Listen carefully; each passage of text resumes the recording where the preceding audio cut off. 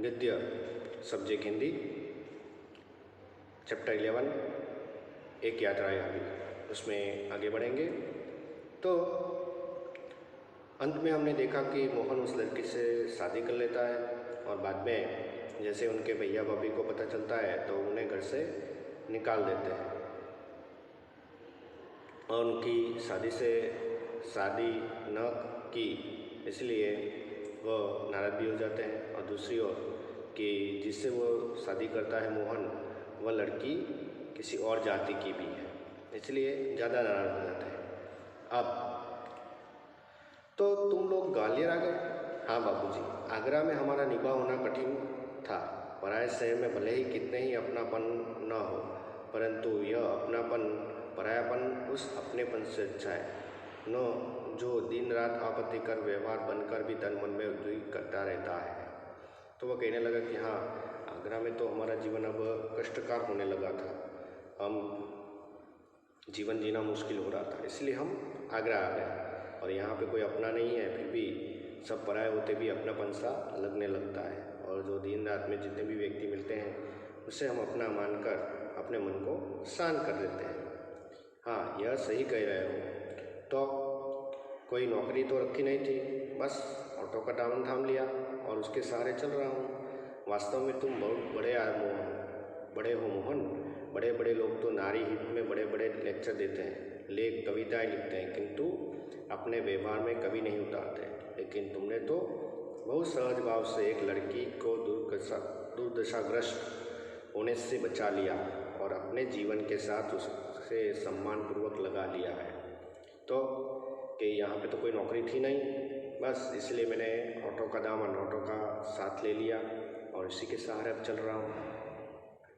और लेखक कहते हैं कि वाह, वास्तव में तो बड़े बड़े लोग नारी हित के लिए लेक्चर देते हैं, कविताएं लिखते हैं, लेकिन अपने जीवन में नहीं उतारते। लेकिन तुमने तो बड़ी सहजता के साथ उस लड़की की मदद करके उसे दुर्दशाग्रस्त यानी कि बर्बाद होने से बचा लिया और अपने जीवन में उसे सम्मानपूर्वक भी स्थान दिया है।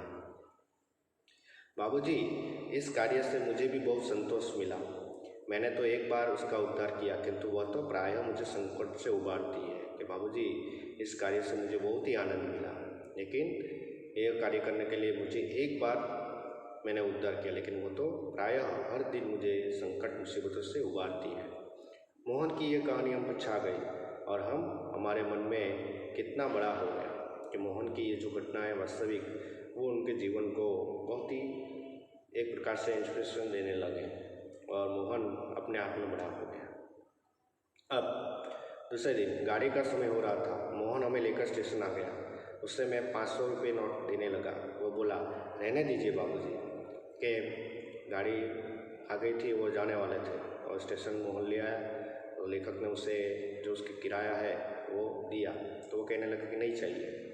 अरे, यह तुम्हारा पारिश्रमिक है, कोई दान थोड़े ही दे रहे हैं, कि तो तुमने जो हमें घुमाया फिराया है उसका जो किराया वो दे रहे हैं, ये कोई दान नहीं दे रहे हैं। बाबूजी, मैंने माँ बाप का प्यार नहीं पाया। कल से ही लग रहा था कि मुझे माँ बाप मिल गए। इस सुख के आगे पैसे तो कुछ भी मोल नहीं, पैसे तो और भी लोगों से कमा लेता हूँ।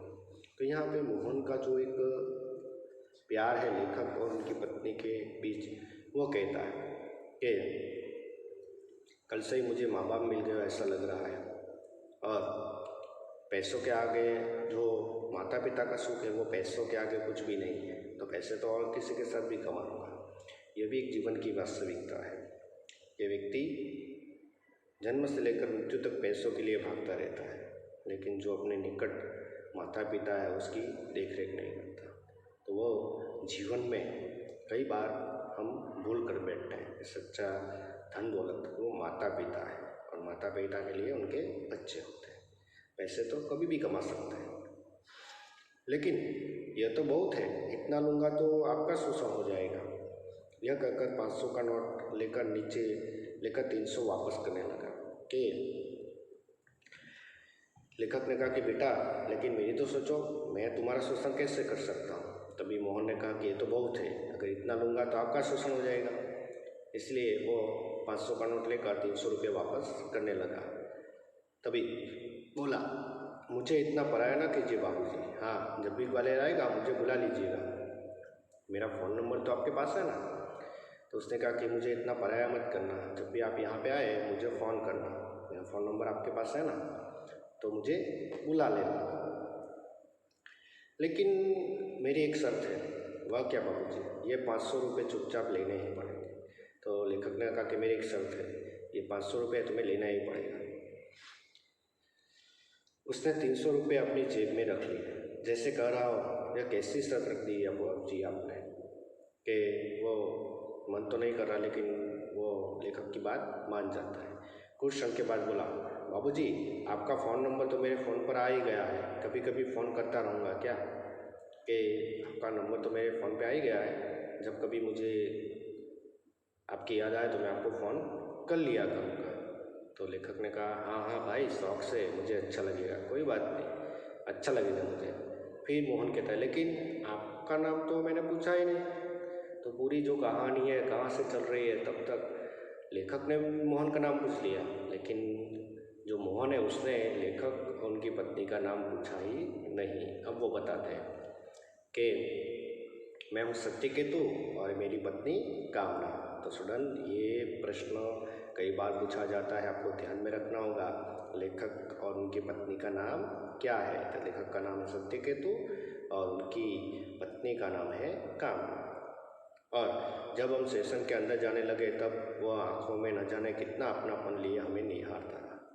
और जैसे ही लेखक सेशन के अंदर गए, बाद में वो अपनापन, कोई अपना व्यक्ति उसे छोड़कर जा रहा हो, इस प्रकार मोहन उन्हें अंत तक वह देखता रहता है। और अंत में यह शीर्षक सार्थक भी होता है, एक यात्रा यह भी, जिसमें लेखक ने अपने जीवन के अनुभवों को और मोहन का जो एक नारी के प्रति उत्कृष्ट भाव है, प्रेम है, जो आदर सत्कार है, उसका परिचय हमें दिया है। और इस कहानी से भी हमें सीख मिलती है कि हमें भी नारी का सम्मान करना चाहिए। धन्यवाद।